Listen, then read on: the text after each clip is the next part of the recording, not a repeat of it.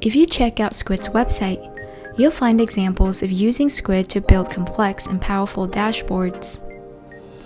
Dashboards show high-level overview data that tells the performance of your business based on KPIs or key performance indicators. Here we have a very simple dashboard to show you the total opportunity amount for this year, this quarter, and this month.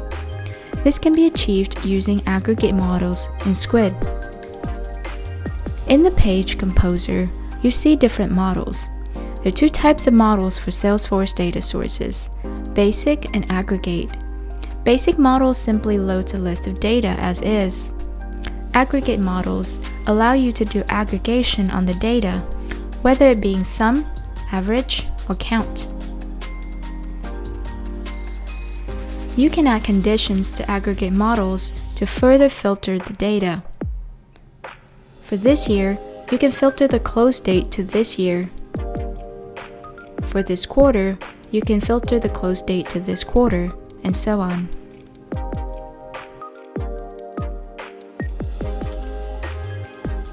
One last thing, the aggregation and aggregate model is done server-side, so performance is snappier and it doesn't require your machine to do the calculation work.